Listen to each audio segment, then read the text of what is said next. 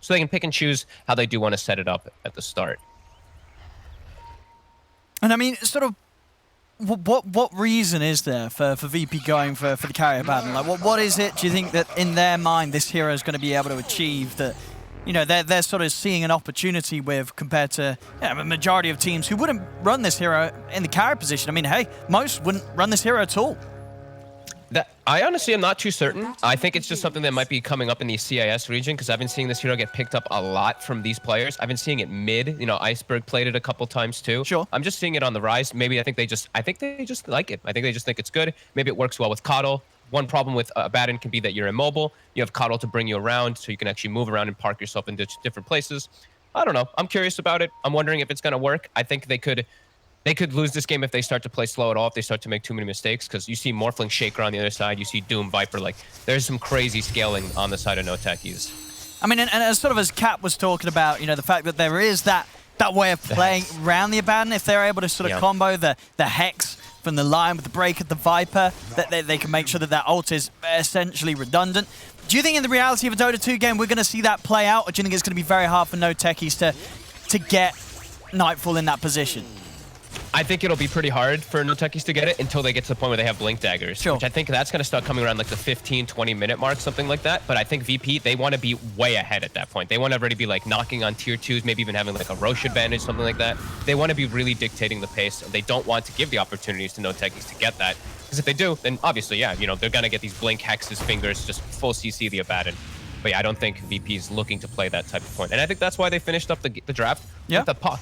Even though it's into Lion and Earthshaker, traditional very good heroes versus it, they want this hero that jumps in, gets into the faces, and now they have multiple forms of initiation. Clockwork, Pop, Nature's Prophet TPing in the back, lots of different ways to surround and lots of mobility. Yeah, and a hero that you feel, you know, Puck is going to lane fine against a Doom. I mean, is this an easy lane for anybody, or? Easy lane for Puck. Easy lane just for Puck, hit the Doom. Yep. Yeah, Doom's going to get his farm because it's a Doom, but you just hit him, and Puck is able to just get free farm, and you're at no risk of ever dying. You can actually kill the Doom if he makes a mistake or two.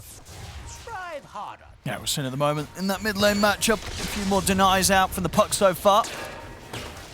What have we got going up on top? DM, 4 for 3 against the 4 for 1 from Crystallize, so no, nobody really getting complete farm up here. There's a lot of fighting, a lot of pushing one another away from the wave here with the aggression of the supports. Yeah, a lot of battling. C-Save is just non-stop trying to stop the pull from Solo. Solo might be able to get it this time. He does. That's a big pull that they just get there up for NoTechies. For the Morphling, because once Morphling gets level 3, as we know, he's able to solidify that farm, especially versus a hero like Nature's Prophet. Clockwork and Nature's Prophet can't actually threaten the Morphling too hard. Support can get threatened very easily, though. Oh, bottom lane. Bottom. Nightfall. Oh, it's a lot of damage. Is he going to be able to run this down? He's got 15 move speed. He does. Zeitz has got his boots. Nightfall, he wants to commit for this. They'll get another bit of a blast in. Or can he get the denied to Ancients? Not quite. There's Nightfall. First blood for him. And interesting, I just saw sort of a glimpse of what his plans are this game. So that the phase boots into the Radiant. Okay, cool. So it's probably the best carry build that you can go for in a Abaddon. Like, what else would you really like to get, right? You either go for like anti-carry or you go for your own build. Since it's the one, he goes for his own carry The only thing about this, though, is, you know, we're sort of over the panel. It sounded like they were expecting VP to want to, you know, when they run this carry Abaddon, to sort of end the game quick. If you're going the Radiance build, does that necessarily say to you that they're in some sort of a rush? Or does that sort of say, hey, that VP's actually got plans to take this game elsewhere? I guess they might have plans to take it elsewhere. Or maybe he feels like he's going to have an absolutely free lane on the Abaddon, as it is going to start opening up to that. They've pushed the Earthshaker and Viper pretty effectively out of the lane. Sure. He just feels like he's going to get free farm. Sure, and I guess, you know... I think with like the other 4 heroes that he does have with his team, they're going to be the ones like really running at stuff too. Okay. And Morphling is going to be sitting back farming, so I think maybe he feels like, hey, Morphling's going to sit back farm. I sit back farm? Not sure. I haven't seen the carry Abaddon too. I think I've seen it once, so... I'm not sure. I saw the mid one where he went with the, like, I think he went Manta, just for the silences and stuff like that, but I can't remember exactly. I'll be interested to see. Yeah, because I guess, that's the thing about Radiance, right? It either is this item that's going to allow you to scale farm up and have impact in the fights, or at the same time, if you do get it that quickly, it is just this item that becomes incredibly hard for the enemy to deal with the damage output from in the fights. Especially if you're this hero that can't quite die. Even though, as we said, there are ways that they can play around the ult, but ultimately, you're going to be quite an unkillable hero kicking out a lot of AoE damage running at the enemy. Yeah, and you're going to be chakra, you're going to be pumping shields on heroes. The other cool thing about the Abaddon that mid first, Ergon, they do find him. DD on the puck. Yeah. As we were talking about, you can get that advantage. They are able to get him that rune, and they're going to be able to apply pressure pretty decently here with the next creep wave too. The other thing about the Abaddon that I thought maybe this was the reason is because I saw that shaker where you can ult and shield a teammate if they do ever get like good echo slams too. So there's a lot of fun potential that Nightfall can do as a carry Abaddon in this game as they're setting up for him. No, they're going to start making a go on him here, the three of them. See if they can bring him down. He's got no shield here for a few seconds. The poison stacking up. He's going to fall. NoTechies, they've got the three of them down here. Solo coming in to help out and make sure that they get that kill. I like that he's getting active early. It's going to hurt Crystallize a little bit up here as I see him getting constantly blocked by these treants. But I think he's knowing that his contribution top is pretty scary. He has to sit really far back or he's just actually going to give up a lot of kills. So I like that he gets active early on. GPK, look at these last hits. Oh my god. 47 last hits. It's as if he's it's a small camp as well, but sure. I mean, that sort of feels like he's playing against someone in the lane that has summons as well, but that's not the case. Yeah, he's just managed to hit that many creeps. He's gonna have really early shreds. That's really nice when you're playing versus these squishier heroes, which I see a lot of squishy ones for a puck. He can go the right click build pretty nicely. Oh, lovely rune as well. Regen. That's gonna mean you can keep spamming those spells and keep farming at the incredible pace he is so far. And I'm seeing this, man. The solar bind on poor Malik. Viper off lane, look at his move speed. There's 109 move speed when he gets hit once by the Abaddon, and now a puck rotation. GPK sets it up. Yeah, smooth moves from the puck. Stream call off That's to pretty produce. Scary. The Viper, they pick the Viper off lane into the coddle, and the fact that solar bind actually just makes the hero just stop moving completely is quite terrifying. I mean, solar bind in certain combos is just it's such a nightmare to lane against. If you don't have any sort of mobility spells and they've got any sort of additional magic damage and or one of these heroes that's just going to be right clicking you down, it just feels impossible to lane against at a certain point. And it's like Viper, you're supposed to have corrosive, so you're a little bit tankier. Oh, it's just gone. Yeah. Magic resistance is just completely gone because of that. And it's only 60 mana, so maybe just a little bit low as you don't really have much mana to actually spend up as Coddle anymore with Chakra being free and all this amazing. This hero just feels a little too strong maybe, but see some stacks being cleaned up here, some deep aggressive wards from NoTechies. They'll be able to watch this, and VP, they're just gonna chill and farm. As we know, this Earthshaker line can be a bit tough to make work in the early game. These heroes do require some farm to be able to actually get off the bat, and yeah, this is already VP coming out with a pretty good chunk of a lead. Yeah, do you like this as well from GPK with the start he's had? He said, I'm just going to get the Veil of Discord as soon as possible to, so he can just amp up the potential of his rotations. I mean, there's going to be a lot of magic damage. I mean, already we know, Nature's Prophet, those early Nature's Wrath, they hurt. If Puck's making a move and pops the debuff down, they're going to get blown up. Top lane, talking about the Prophet, Solo, he's able to find him, sets up for Aegon to come in with the Doom, and they'll be able to take down DM. Can't quite get him in the cogs. They'll apply pressure on mid though. And yeah, the Veil, I like it. It gives them, they might be lacking a little bit of damage in the mid game because their damage is just telegraphed from their spells, but that makes it, that extra bit for the NP and the puck and even the Abaddon shield, even Clockwork. Everything is magic damage, so yeah, that's pretty nice actually. I like it. I'll put in the pressure on mid. Shreds. See who's coming in to hold on to this tower if they want to. It's already rather low though. DM coming in as well. This is undefendable. They're going to have to let this one go. So VP getting a good timing here on the tier 1 mid. 8.5 minutes in. And that's going to be a pretty tough story for NoTechies for the next several minutes as well, just defending these tier 1s. They don't have deep push. It has to actually be Malik with the Nether Toxin to slow stuff down. Besides that, they literally have like a fissure. It's quite underwhelming. And the push is going to come from VP with these heroes. Like Puck, Nature's Prophet, they're really going to start forcing these towers. We're going to see the next rotation very early on soon, too, from GPK. With this Veil build, definitely could see him go top or even bottom if Viper does show up too far. They have a lot of different moves they can make. Yeah, these moves are certainly making it feel like that, NoTechies, they don't have many options when it comes to slowing down this Abaddon. Nightfall, he's absolutely getting all the space in the world to farm up this Relic Radiance. As Aegon. He's going to be caught in the cogs. Coral drop down as well. TP's coming over. Can Crystallize do anything about this? He can't. as they'll lose the Doom. Solo comes in from the side, gets the stun. Opening onto GPK. If they got enough burst to take him out, fishes out, but GPK, he's able to jump down to the side with the orb. He's away.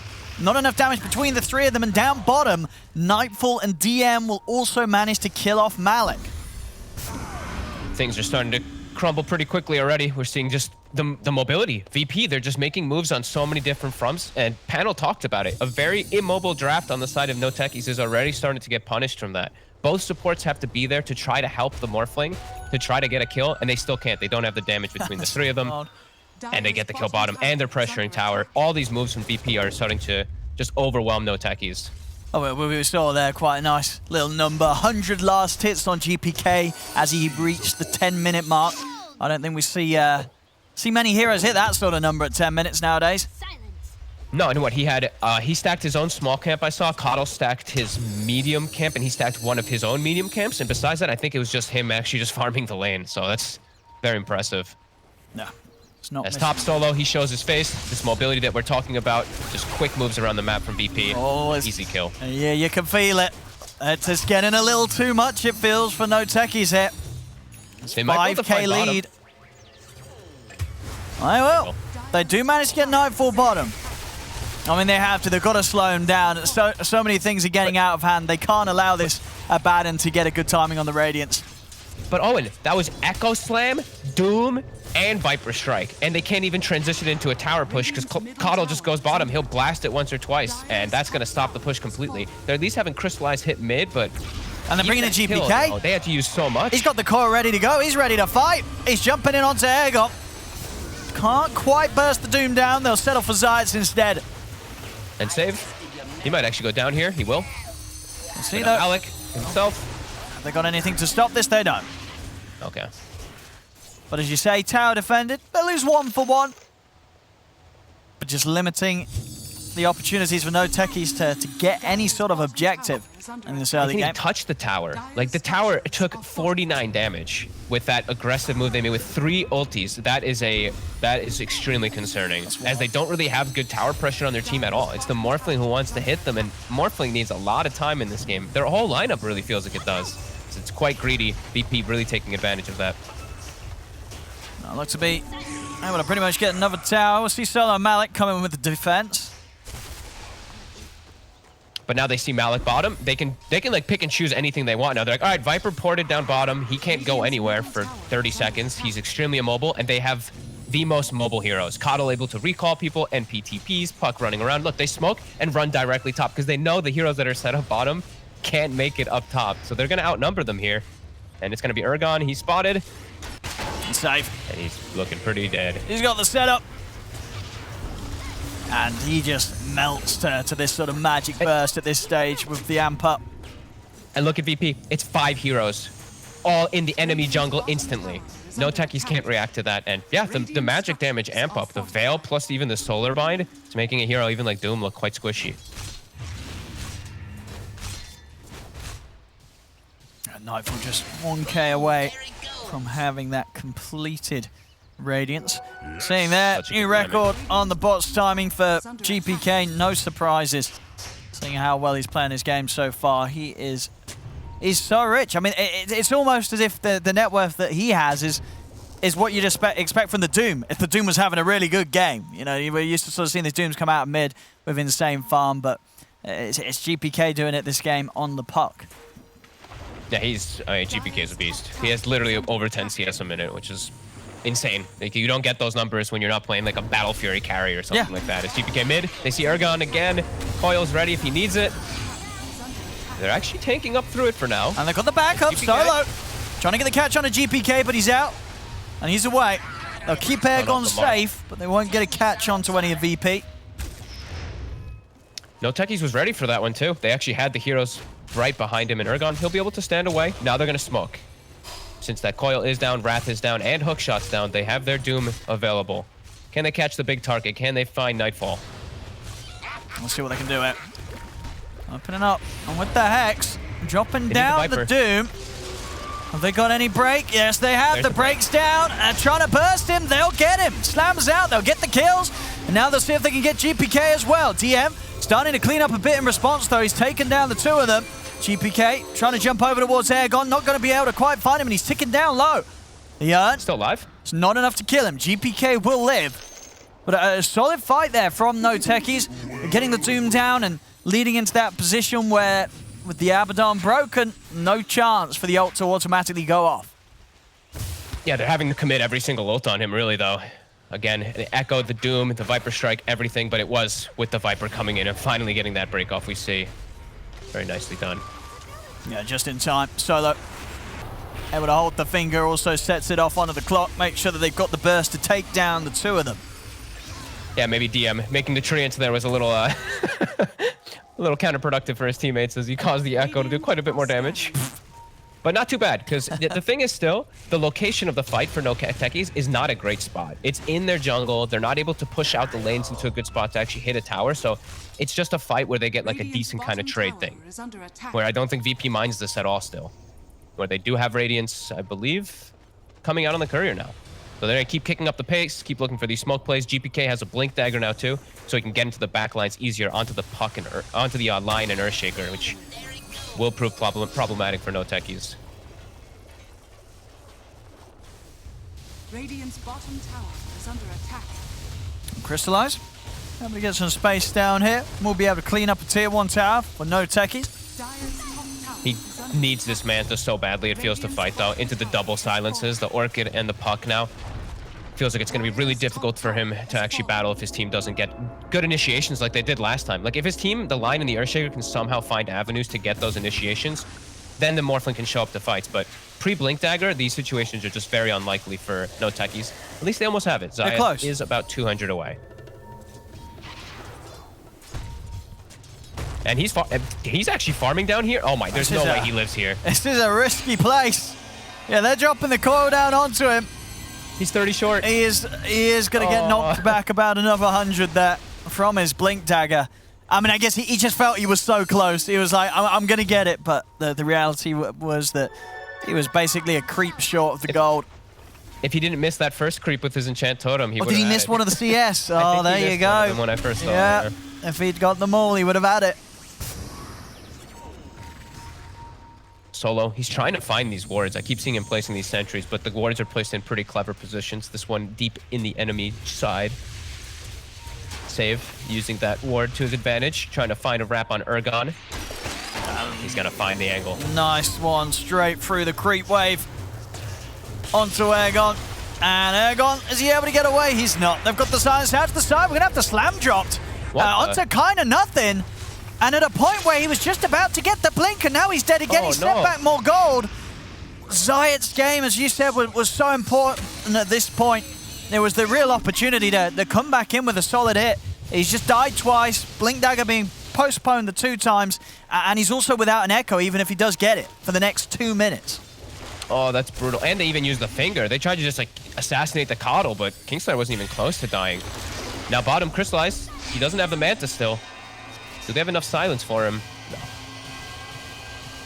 And that will at least get him that Manta style finished up for NoTechies. So at least he's got that timing, but they're starting to fall pretty far behind. The Manta, the BKB, and the Blink timing will be their best time to fight for quite some time, as they are very close to all 3. Ergon, about 1,000 away. Blink is online. Oh, we're going to see the miss CS down here. Did he miss one?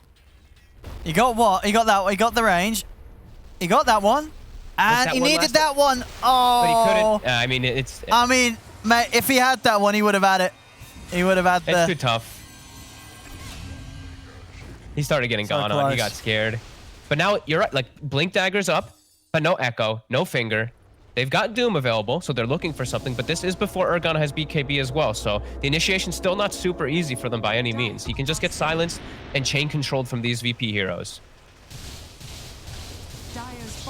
VP backing up, finishing up a couple items, and it is going to be the Manta after the Radiance, the natural build-up for the Abaddon. All right.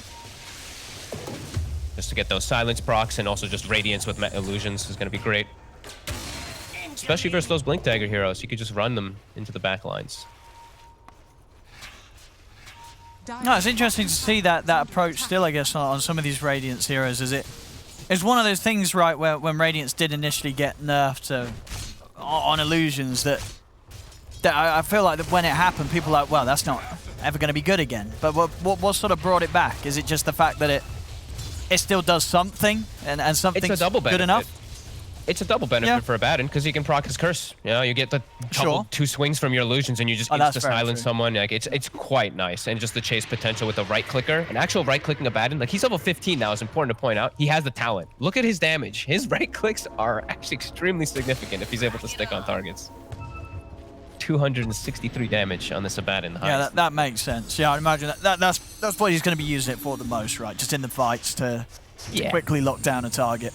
Yeah. You just split them up and just stick them on the Morphling, and Morph has to he's like, oh god, I have to kill these illusions. Yeah. But they have Radiance, so I can't hit them properly. They have to nuke them or something. That's nice. It can cause problems just silencing heroes for sure. This VP pushing the lanes out, getting up to a sweet, comfortable advantage of near 8,000 gold. About to be finishing up their BKBs on the Nature's Prophet. Also, like, he might find this. Oh, we will. He's got the setup. And with Zayt's coming in, they should have the damage for this. Oh, he's got to throw out the finger quick. Because GPK is coming in from the side. DM is still alive. He's going to be able to push himself out to the side with a Sprout. And he's away. He's actually away. Oh. No way. Oh, no. Poor old NoTechies. They were so close.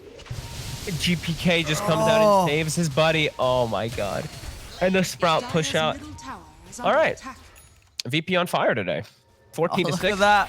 Not even losing their national. They were so close to having it. You know, Solo, he knows GPK is coming, so he's got to throw out that finger, get the burst down as much as he can. And they couldn't quite finish him with the right clicks alone. And, of course, a cute little push to the side. With the Sprout, gets him out of there. My God. And back in the game, Kingslayer, he'll be found out in the jungle. Quick Fisher kill onto him.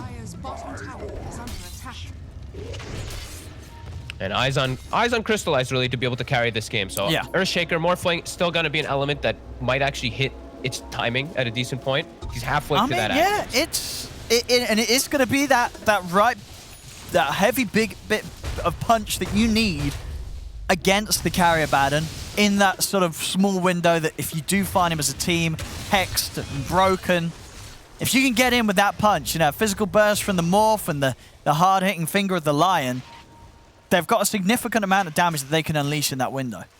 Yeah, he does have to be cautious, though. There is two elements that will trip him up in the fights. Coil, one of the biggest ones, obviously, because he can't jump around once he does get that Aghanim's. And also, just the Abaddon, you know, the Manta. If he just gets silenced up a couple times, you know, these illusions, they also just trip you up, even if you are trying to hop and skip around as an Earthshaker in this Morphling form. This VP gonna maybe take a fight here. They have a Lincoln's now on the puck. They're trying to chase for save. Over to the side, they come in with the Dream Coil down to them, but save. He whips the hook shot. They're going to see Crystallized try and turn. They've got the Doom down onto Nightfall as they're chasing out the Abaddon. Crystallized will turn his attention over towards DM as Airgon trying to stay on top of Nightfall, but he hasn't got the damage to finish him off. Jump forward for Zayas. He's coming with the Echo Slam, but the DM BKB's already out. He pops it, stands his ground as the Prophet beats back into Zayas. It's a dieback from the two of them. As Zayas and Solo, they get sent straight back out of the fight just as quickly as they brought back to return to it. Malik also going down. Crystallized being chased right up to the base. They're just still... all right, Save might die here to this Infernal Blade, perhaps, but oh my God, they just like chased right into the fight with all these timings, and the Echo Slam just whiffs. Lion dies instantly. A beautiful coil from the low ground. What's happening GPK, there? And they just destroyed the fight. That's a relevant question here. Of course, there was a bug with this current Prophet set that DM's using, where the greater treants show up the same as the normal treants. I would have thought that bug might have even been fixed, but I guess we don't know. And obviously the ruling before in the series where it did occur, you weren't allowed to use this set in general. I think, you know, that will be excused here because DM hasn't got the shard, but rightfully so. He's just confirming that he's allowed to get it. I mean, absolutely. Yeah. This was a while ago. That was in like the Secret versus Something series. It might be fixed. So a little unfortunate, but I guess he was aware because he thought of it just now that you're not allowed to use the shard whilst using this set. Which I guess that's the baller move. You know, DM said, you know what, I know, but I don't care. I'm going to play Prophet anyway. I don't need the shard to win this game. I'm just going to win it old school. They truly don't need it. In fact, as we saw in those last few fights, yeah, VP just, I mean, they're looking real good. They are looking real hot. I love the way that they're invading, and NoTechies is kind of falling flat. You know, the two supports are really struggling this game. Solo and Xayah, it's a couple times now, just unable to even get spells off, and that Echo Slam, you know, it hit nothing effectively. He tried to catch the puck, but I think it got like phase shifted, or it was just a one-man Echo as the BKB from DM was activated already.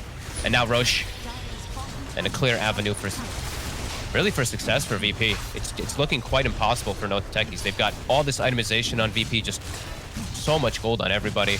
GPK a monster this game. 907, 250 last hit still. He's still keeping up 10 CS per minute. He's even getting a celebratory Dagon. He's starting to feel it. Oh, here we go. But hey, versus Morphling, Dagons are always valuable, especially when you have this type of spell lamp. When you have Coddle, the Solar Bind, when you have your, your Veil and everything too. Hey, sure, why not?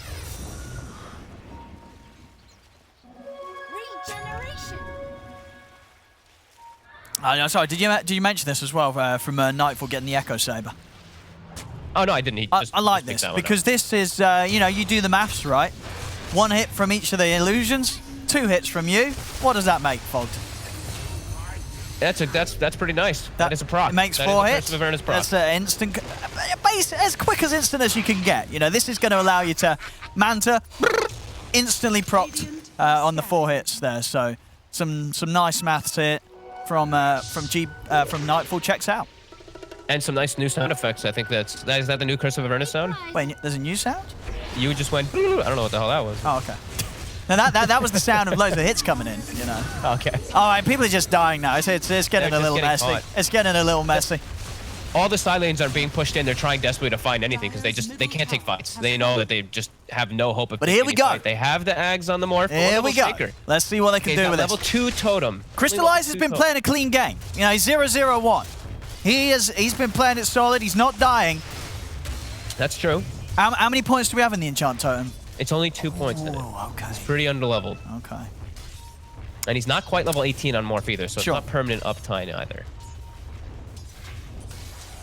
Guys, they're going to start getting confined in their base, and the gold lead is really going to start getting out of control.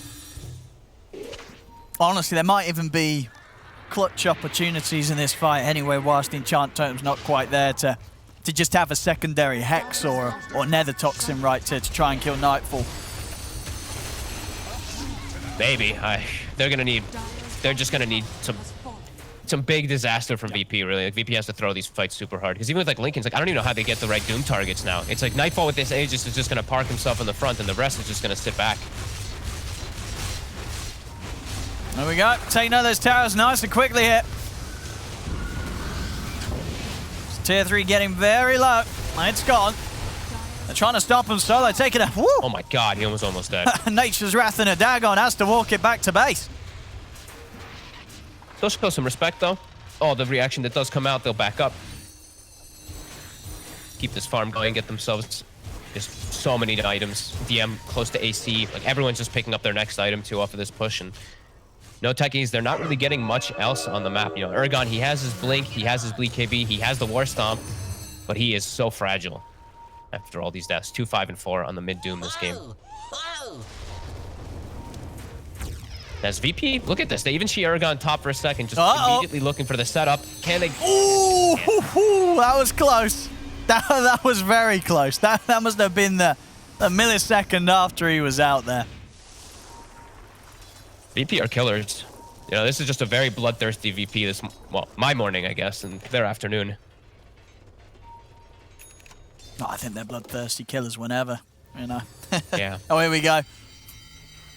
Yeah, that was that was close. That was there gone. He's out. He's away. We've got level 18 now. Crystallize. We got any more points on the totem yet? No, he hasn't managed to find any more levels Not here. Quite. No. I feel you probably want to get Zayats in on some solo action somehow. I know it's hard. You're inside the base, but he wants the shard. I mean, that's the most important thing, that's really. True. Get the shard, and then you can. But he just can't get anything. Like he's just standing near the Morphling tapping experience. You can't take CS from him though. As well and truly confined in their base as VP is farming up a storm everywhere. Everyone's finishing up these next items. The path to victory. A BKB now for the Abaddon. So even harder for them to set up and go for these break plays. Now you can just BKB inside of it. They have to perfectly line up all of their disables.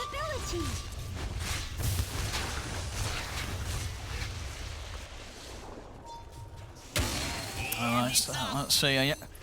Oh, Zayat's 11. They're trying to get out. Totem. A little risky. Level 3. I mean, they can't do anything against Nightfall with the combat. No. These, the supports aren't showing. That's what I've been watching from VP like the whole game. They're just hiding amongst trees. They're not really showing themselves in lanes. It's only been the cores really who've shown themselves. So it's this constant threat. This I'm sure it's like NoTechies is trapped in their base, but they can't even get like a return kill of some support split pushing because they're playing it perfect. Oh, he's in. Saves over with the hook shot. He's found Solo. They'll take him out. They're looking towards Crystallize. Crystallize trying to stand his ground here, but he's being coiled by GPK. He's going to snap it. They're trying to force him back to base. He's not going to be able to make it out. The cogs. As they'll call it. They'll actually call it there. They know that they're very far behind. And yeah, they had to sort of have a perfect game there on out from Crystallize to have a chance to fight back, but that one death